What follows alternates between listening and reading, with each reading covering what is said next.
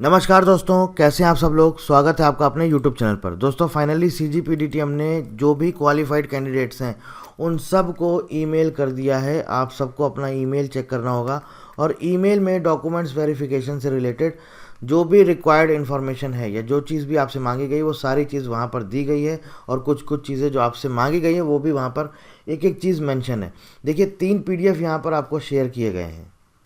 आपकी मेल पर 3 PDF आए होंगे। एक तो आपका अटेस्टेशन फॉर्म होगा जिसे बोलते हैं सत्यापन फॉर्म, जो कि आपको पूरी वहाँ पर आपको डिटेल देनी होगी, एकदम करेक्ट डिटेल। दूसरा आपका चेकलिस्ट होगा और अंडरटेकिंग होगा। चेकलिस्ट में आपको वो सारे इंपॉर्टेंट डॉक्यूमेंट्स का लिस्ट होगा और इसके अलावा थर्ड PDF होगा जिसमें आपका DV का आपका डेट और DV का आपका वेन्यू, डॉक्यूमेंट्स वेरिफिकेशन का डेट किस दिन है, 12 जुलाई को है या फिर आपका 11 जुलाई को है। 11 और 12 जुलाई 2 डेट रखी गई हैं। वेन्यू आपका मुंबई है और आपका दिल्ली है। कुछ कैंडिडेट्स को मुंबई बुलाया गया है, कुछ कैंडिडेट्स को दिल्ली बुलाया गया है। तो जो तीसरा PDF है बेसिकली आपका DV का शेड्यूल वगैरह ये सब इसमें यहाँ पर इन्होंने मेंशन किया है, वेन्यू और वेन्यू वगैरह। अब एक चीज़ यहाँ पर मैं इंपॉर्टेंट है आपको बता देता हूँ। बहुत सारे कैंडिडेट्स ये पूछ रहे हैं कि सर मैं प्राइवेट कंपनी में काम करता हूँ, क्या NOC की ज़रूरत है क्या, और बॉन्ड मैं अगर कहीं काम कर रहा हूँ वहाँ पर मेरा एक बॉन्ड है तो क्या ये बॉन्ड हम ट्रांसफ़र करा सकते हैं क्या। इस तरह की क्वेरीज बहुत आ रही हैं और मैं ऑलरेडी पिछले वीडियो में भी बता चुका हूँ। देखिए पहले मैं आपको बता देता हूँ आपको क्या क्या इंपॉर्टेंट चीज़ें लेके जानी है और लास्ट में मैं आपके सारे जो भी डाउट्स होंगे वो डिस्कस कर लेंगे।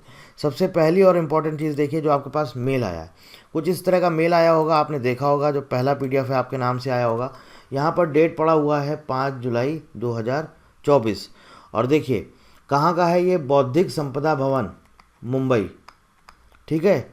CGPDT का ऑफिस है, मुंबई से आपको भेजा गया है। अब देखिए यहाँ पर सब्जेक्ट लिखा हुआ है verification of valid original certificate documents pre appointment formality in the process of selection to the post of examiner of patents and designs in the patent office recruitment notification 2023। Dear candidate, you have been provisionally recommended for appointment to the post of examiner of patents and designs via public notification of National Testing Agency NTA dated 16 June 2024. Prior to issue you an offer of appointment, some pre-appointment formality like scrutiny verification of your valid original certificate oblique documents must be accomplished. मतलब कि आपका जो भी joining होने जा रहा है उससे पहले ये सारी चीज़ें होनी चाहिए। In this regard it is informed that your original certificate document verification is scheduled to be undertaken during 12th of July 2024 in the working hours 9:30 AM to 6 PM by the Office of Controller General of Patents and Designs, trademarks at the Patent Office Delhi। ठीक है, तो ये दिया गया है आपका 12 जुलाई को, जिसका भी है ये उनको बोला गया है कि आपको यहाँ पर दिल्ली में पहुँचना है इस टाइम पर। You are directed to report for document verification 30 minutes before the schedule time. ठीक है, और देखिए इन्होंने यहाँ पर भी लिखा है कि आपको जो अटैचमेंट में और साथ में क्या चीज़ें दी गई हैं वो दिया हुआ है, चेकलिस्ट है और अटेंशन फॉर्म है। Please note that the office shall not bear the travelling और other expenses incurred by you for appearing for document verification. तो किसी तरह का आपको कोई किराया भत्ता इस तरह का कुछ भी नहीं मिलेगा। अब देखिए चेकलिस्ट है, चेकलिस्ट में आपको क्या क्या दिया गया है आप यहाँ पर ध्यान से देख लीजिए। सबसे पहले और इम्पॉर्टेंट चीज़ है a recent colour size passport size photograph, admit card and interview letter issued for this examination. अब देखिए मैंने आपको पिछले वीडियो में भी मैंने आपको बोला था कि आपको इसकी ज़रूरत पड़ेगी। हो सकता है कि एडमिट कार्ड या फिर आपका फाइनल का स्कोर कार्ड। अब क्योंकि मुझे पता है कि एडमिट कार्ड वहाँ पर सबमिट हो गया था।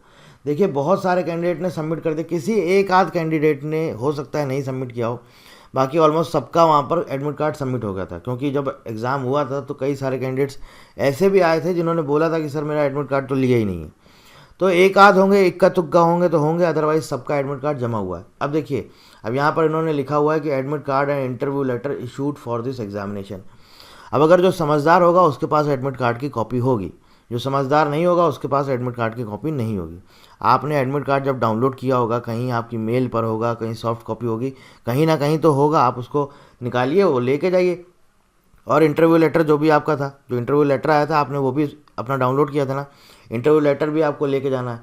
ठीक है, मैंने ऑलरेडी आपको बोला था कि एडमिट कार्ड, इंटरव्यू लेटर और स्कोर कार्ड ये सब अपने पास रखा करिए शुरुआत से। एप्लीकेशन फॉर्म जब से आप फॉर्म भरते हैं तब से लेकर के आखिरी तक एक एक डॉक्यूमेंट्स कभी भी ज़रूरत पड़ सकती है। तो एडमिट कार्ड लेके जाना है। अब आप बोलेंगे एडमिट कार्ड है ही नहीं, मैं फिर बोल रहा हूँ, अगर समझदार होगा उसके पास एडमिट कार्ड की कॉपी होगी। एडमिट कार्ड, इंटरव्यू लेटर और आपका जो स्कोर कार्ड आया आप इसको भी लेके जाइएगा। ठीक है, इसके बाद फ़ोटो आईडी में आपका आधार हो जाएगा, वोटर कार्ड हो जाएगा, पासपोर्ट हो जाएगा या फिर गवर्नमेंट इशूड आईडीज़ हो जाएगा। Secondary school certificate class 10th का for verification of date of birth, सबसे जो एक तरह से बोल सकते हैं मैंडेटरी है 10th का क्लास का आपका सर्टिफिकेट।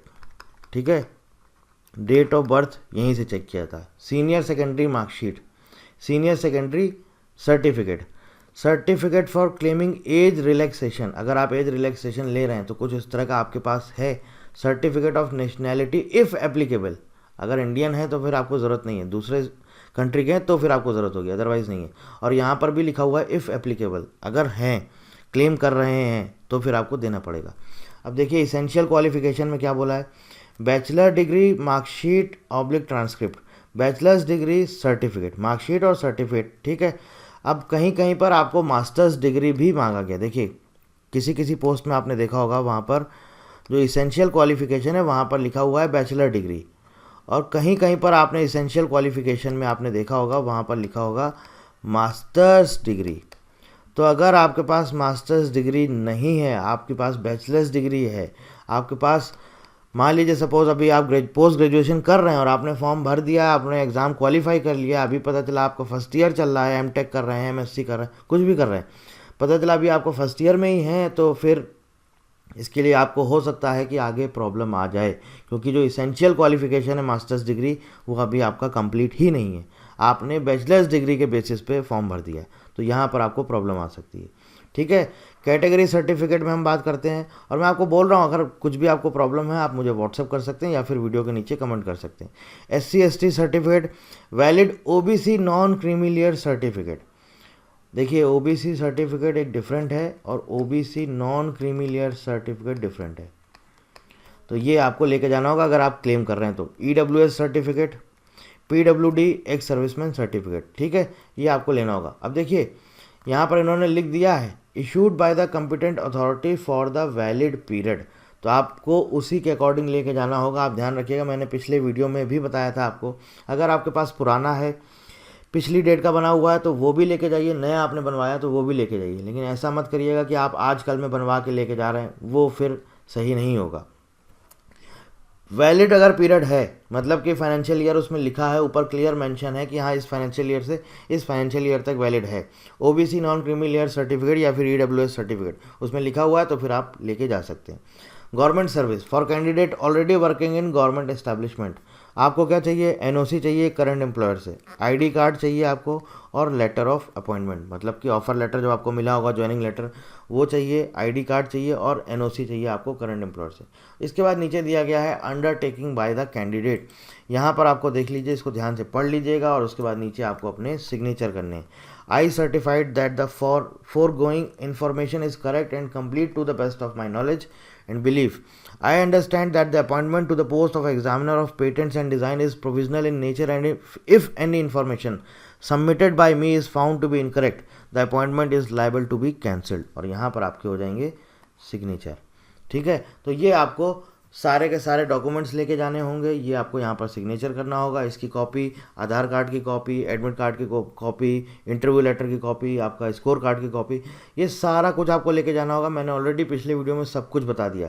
और जो लास्ट में आपने देखा होगा एक और, उसमें आपका शायद 9 पेज का एक अटेस्टेशन फॉर्म है ना, आपने ये देखा होगा, इसको भी आपको फिल करके जाना होगा। आपने देखा होगा इधर लेफ्ट साइड में यहाँ पर फोटोग्राफ का एक कॉलम दिया होगा, यहाँ पर आपको एक फ़ोटो लगाना होगा, और फिर इधर पूरा आपको बेसिक डिटेल्स वगैरह आप देख सकते हैं, सब उसमें एक एक चीज़ मेंशन है। यहाँ फादर्स का नेम है, मदर्स का नेम है, फैमिली की इंक्वायरी, अगर मैरिड हैं तो फिर वाइफ स्पाउस का इंक्वायरी, या फिर चिल्ड्रन हैं तो फिर उनके बच्चों के बारे में इंक्वायरी, मतलब उनकी पूरी डिटेल, ये सारा कुछ यहाँ पर आपको कुछ उसमें इस तरह से फिल करना होगा। अगर आपको कुछ भी प्रॉब्लम आती है, नहीं समझ में आता है, तो आप हमें कमेंट कर सकते हैं या फिर आप दोस्तों हमें व्हाट्सएप कर सकते हैं। किसी भी तरह की कोई भी जानकारी आप हमसे पूछ सकते हैं। अब देखिए 1-2 चीज़ें आती हैं इम्पोर्टेंट, वो ये है, पहली चीज़ जो आपके अक्सर सवाल आते हैं, नेक्स्ट वैकेंसी कब आएगी। दूसरी चीज़, ये जो अभी चल रहा है इसका ज्वाइनिंग कब तक होगा। देखो भाई, 11 और 12 जुलाई को आपका डीवी का इन्होंने डेट दे दिया है। 11 और 12 जुलाई को डीवी का डेट दे दिया है। मोस्ट प्रॉब्ली मेरे अकॉर्डिंग मुझे लग रहा है कि ये हो सकता है कि आपको जुलाई में ही आपका ज्वाइनिंग लेटर आपके पास आपकी मेल पे आ जाएगा। अगस्त तक नहीं जाएगा। होपफुली ये हो सकता है कि आपको ज्वाइन करने के लिए बोले तो हो सकता है कि आपको अगस्त में बुलाएं कि आप आ जाइए इस टाइम पर, इस डेट पर आप ज्वाइन कर सकते हैं। लेकिन जहाँ तक है कि जो ज्वाइनिंग लेटर है, लेटर ऑफ अपॉइंटमेंट है, ऑफ़र लेटर है, ये जुलाई में ही आपके पास आपकी मेल पर भेज दिया जाएगा। अब देखो, नेक्स्ट वैकेंसी की अगर हम बात करें, अगली वैकेंसी कब आएगी, आप देख सकते हो ये रिक्रूटमेंट प्रोसेस ऑलमोस्ट कंप्लीशन के कगार पर है, लगभग ख़त्म होने वाला है। डीवी का डेट आ गया है, 11 और 12 जुलाई है। इसके बाद आपका ऑफ़र लेटर आ जाएगा। ऑफ़र लेटर आने के बाद आपका इनका ज्वाइनिंग हो जाएगा और उनके बाद इनका ट्रेनिंग स्टार्ट हो जाएगा। फिर ये रिक्रूटमेंट प्रोसेस हो जाएगा ख़त्म। अब इसके बाद नया वैकेंसी जो है वो आपका, इन्होंने, आपने देखा होगा, आपने न्यूज़ में भी पढ़ा होगा, इनके पास रिक्वायरमेंट है, लेकिन ये वैकेंसी अभी तक रिलीज़ नहीं कर रहे हैं। इनके पास रिक्वायरमेंट है और जहाँ तक है, मैंने आपको हर वीडियो में बोला है कि ये अक्टूबर या नवंबर तक ये वैकेंसी रिलीज़ करेंगे, क्योंकि अच्छी खासी रिक्वायरमेंट है हमारे पास। वहाँ पर मैंने आपको पूरा एक वीडियो बताया था कि कितनी वहाँ पर अभी करंटली कितने लोग वहाँ पर वर्किंग है, कितना रिक्वायरमेंट है। आप उस वीडियो को देख सकते हैं, वहाँ पर आपको सारी डिटेल मिल जाएगी। और अगर आप इस एग्ज़ाम की तैयारी करना चाहते हैं तो आप अपनी तैयारी अभी से रखिए, क्योंकि एक बहुत अच्छा जॉब है ये, ठीक है। और ऊपर से क्या है कि ग्रेड आपका ग्रुप ए का है ना, गेस्टेड पोस्ट है, ये भी बहुत बड़ी बात है। और साथ साथ सबसे बड़ी बात क्या है कि एक तो चीज़ क्या है कि इस एग्ज़ाम की तैयारी करने के लिए आपको एक प्रॉपर टाइम चाहिए, एटलीस्ट 4 से 5 महीने, क्योंकि जो आपका सब्जेक्ट है वो भी बहुत वास्ट है। उसकी अगर आपको नॉलेज है तो मेरे हिसाब से 3-4 महीने इस एग्ज़ाम के लिए सफिशिएंट है। अदरवाइज़ थोड़ा सा आपको और इस पर मेहनत करनी पड़ेगी। 5-6 महीने के लिए आपको इस एग्ज़ाम पर लग के फोकस करना पड़ेगा। जब आप लग के मेहनत करेंगे तभी फिर आपका रिजल्ट अच्छा आता है। तो बाकी कोई और इंक्वायरी चाहते हैं, कुछ पूछना चाहते हैं दोस्तों, आप कमेंट कर सकते हैं। नेक्स्ट वैकेंसी कब तक आएगा, क्या आएगा, देखो आएगा, ऑफिशियल वेबसाइट पर आ जाएगा। मैं सिर्फ अभी ये बोल रहा हूँ कि जिस तरह का जो रिक्वायरमेंट है, जिस तरह की डिमांड है, उसके बेसिस पे मैं आपको ये बता सकता हूँ अक्टूबर नवंबर तक ये वैकेंसी रिलीज़ करेंगे, ठीक है। बाकी कोई जानकारी चाहते हैं तो दोस्तों कमेंट करके पूछ सकते हैं। So thank you very much and thank you for watching.